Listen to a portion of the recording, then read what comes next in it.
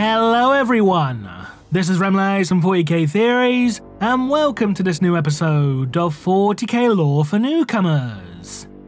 For this episode, nominated on Patreon by Brandon A, we will be taking a brief look at the Adeptus Administratum. This video will be a brief overview for certain events that may be explored in greater depth within additional videos in the future. So without further ado, let's begin. There is no right or wrong in our profession. The present changes the past from moment to moment. Only pray for the future to vindicate your actions. The Adeptus Administratum is the oldest and largest branch of government within the Imperium of Man, whose task is to oversee all of the Empire's bureaucratic and administrative affairs. It is by the tireless and utterly thankless efforts of the Administratum that the Imperium is able to operate as intended, for it is the Administratum who is responsible for calculating planetary tithes, conducting population censuses, coordinating the mustering of military forces, as well as the more mundane cataloguing and archiving of various records, such as stock storage, movement, and consumption. To accomplish this, the Administratum employs what is effectively an army consisting of tens of billions of scribes, clerks, and other members of staff known as Adepts, who are tasked with the undertaking of these vital, yet mind-numbingly monotonous tasks. Indeed, it is even said that over 10 billion Adepts are required for overseeing the administration of the Imperial Palace alone, with a significant portion of, if not the majority of Terra's population, being reportedly employed by the organization. The Administratum can trace its origins back to the later years of the Terran Unification Wars, where the organization was established by Malcador the Sigillite, the Regent of Terra and the Emperor's closest confidant. It was Malcador who realized that, once the Emperor began his great crusade to bring all of humanity's lost colony worlds into the Imperial fold, that a bureaucratic infrastructure needed to be established in order for such a vast empire to be in any way viable. Thus, it was under Malcador's leadership that the Imperial Administration, the ancestral organization of the Administratum, was established, with Malcador as its first head. Over the next 10,000 years, the Administratum would continue to grow and expand, eventually becoming the single largest division within the Imperial government.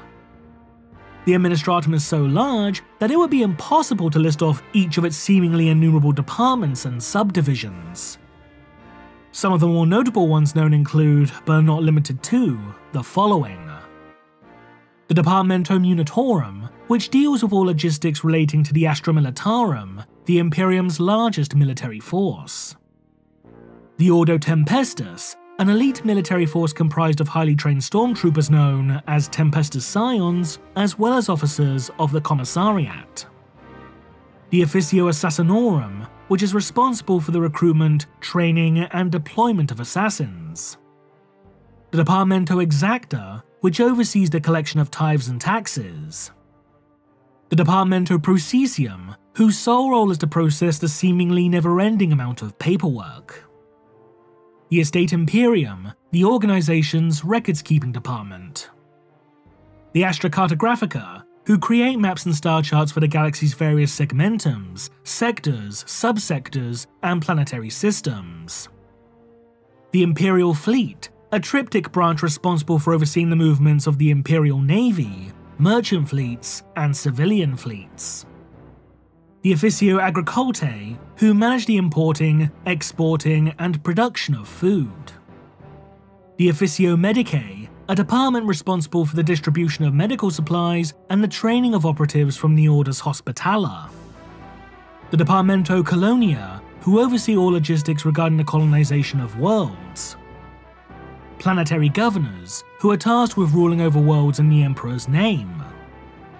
And the Departamento of Final Consideration, which is responsible for processing and transferring requests for aid between worlds. Somewhat unusually, despite being a technologically advanced empire in its own right, the Imperium chooses not to store all of its records digitally, but instead codifies its most important documents on scrolls fashioned from vellum and parchment. Because of the sheer amount of vellum the Administratum requires in order to operate as intended, there exist several agri-worlds whose sole purpose is to breed pigs or similar porcine creatures, which are then rendered down and processed into rolls of parchment. Indeed, the demand for vellum by the Administratum is so great that not only is it pound for pound one of the single most imported items across all of Terra, but different departments of the organisation have even gone to war with one another over its possession.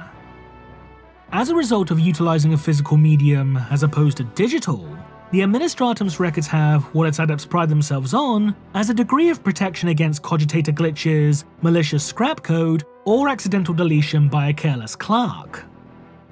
However, while such methods are within the Imperium considered more secure and even cost-effective overall, it is undeniably far more inefficient, and as a consequence, makes the simple act of accessing records an extremely slow and time-consuming process.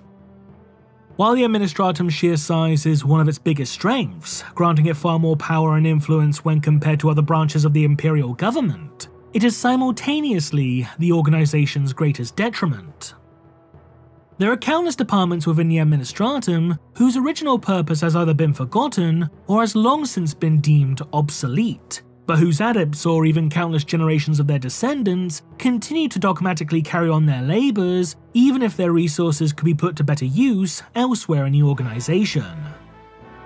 As a result, this can even sometimes result in situations where medical supply requisitions or military muster requests can be delayed, rerouted, or even outright denied due to these orders being caught up in the bureaucratic red tape of a long-defunct department.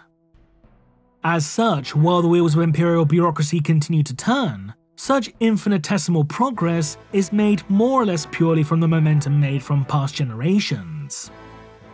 The only question left to ask is when, not if, will such progress grind to a stagnant halt. And that concludes this edition of 40k Lore for Newcomers. If you liked this video, consider supporting us on Patreon for more content. To those that are new to 40k, we hope you learned something. So leave a comment below, and thanks for watching.